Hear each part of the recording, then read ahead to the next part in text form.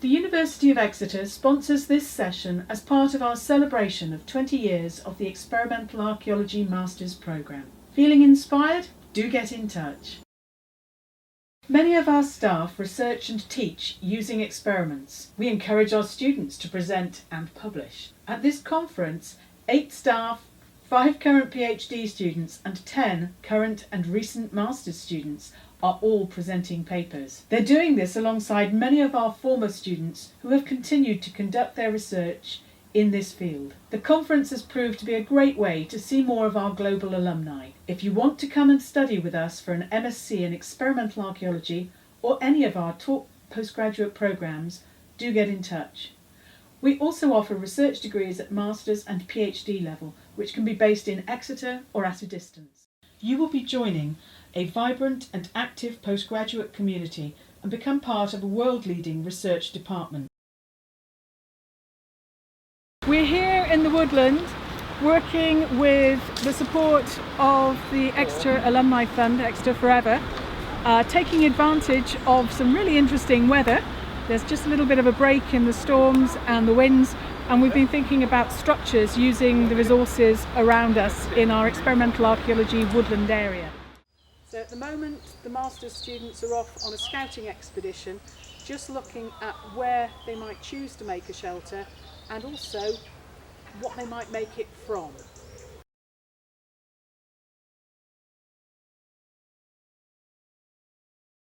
Our understanding of ancient remains and the people who left them can be transformed by integrating archaeological methods, including experimental approaches, with digital technologies. At the University of Exeter, archaeological research is supported by the Digital Humanities Lab, a state-of-the-art facility that provides expertise, equipment, spaces, and training in a range of advanced technologies to support innovative research, teaching and outreach, as well as preservation of artefacts and historic collections.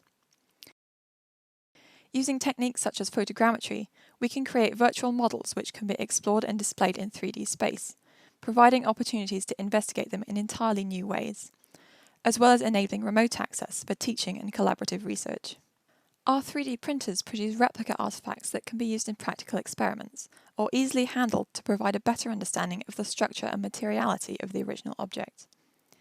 We can investigate the details of artefacts and replicas using reflectance transformation imaging, which creates interactive digital images with a movable light source, providing insights into surface detail and texture, such as tool marks or flake scars, that can shine a light on how they were made and used. The possibilities of digital approaches are constantly expanding, and the lab continually explores and develops new techniques in areas such as multispectral imaging, virtual reality, and machine learning, opening up new ways of exploring and interpreting our shared past and preserving it for the future. Hi, I'm Dave Budd. I'm a blacksmith based out near Dartmoor. I did the Masters in Experimental Archaeology in 2002-3. Since then I've been making tools primarily. My main focus is making historically accurate tools that actually work rather than just museum display pieces. Bit of a show and tell and look around my workshop.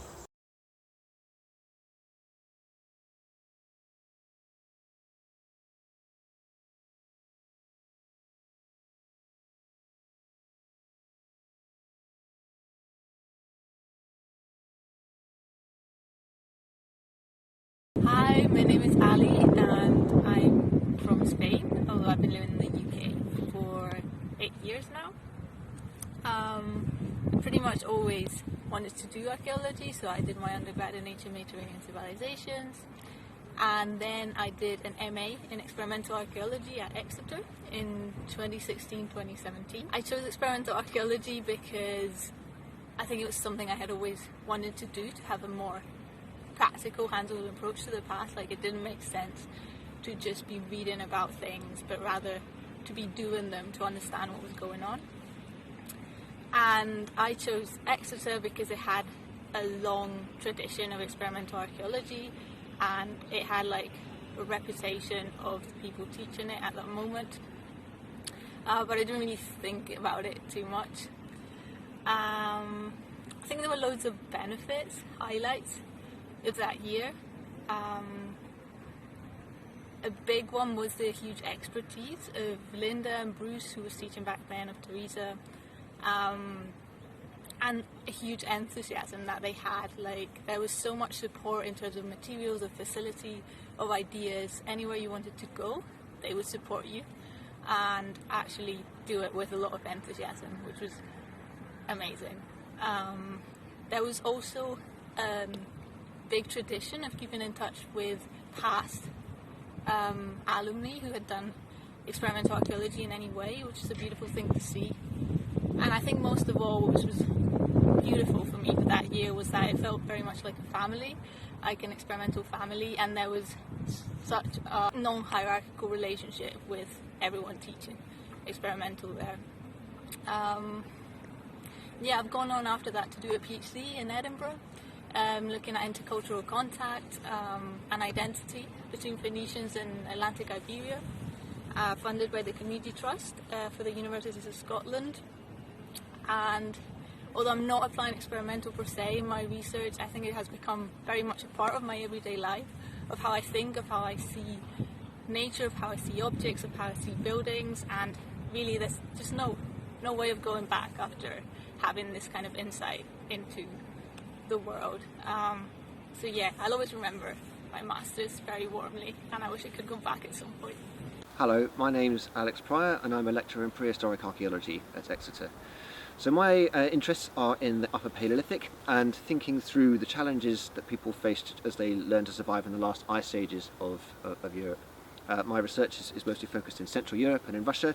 I have particular interests in the use of fire, so for cookery and for other technological purposes as well. So my talk to ExArch this year is about fuel consumption, the firewood economy, the thing that powers the use of fire on sites. Now, firewood consumption, it would have been a big issue for people in the past, every bit as much as the procurement of food would have been.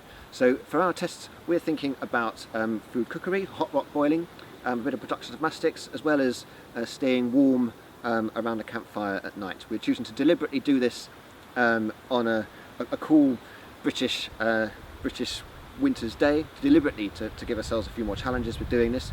And this is thinking through how to record a real life situation rather than using kiln dried firewood and so on as some of the tests in the past have been. Hello, I'm Professor Alan Outram. I'm the Professor of Archaeological Science at the University of Exeter.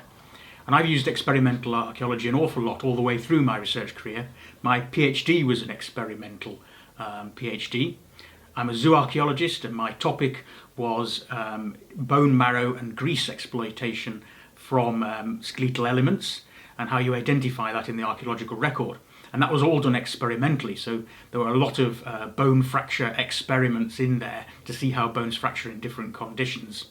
And that was a key to me developing the methodologies and then applying that to case studies. And ever since then, I've done lots of teaching and research which does include experiments. I was one of the people that first taught on the experimental MA here at Exeter along with Linda Hercombe, and continue to do lots of experiments with students. Lots still to do with bone fracture, but also some that move into a little bit of the forensic area to do with injury, trauma, and also in zooarchaeology, butchery patterns and that sort of thing are areas that I still do lots of experimentation. Also use experiments quite a lot in public presentation.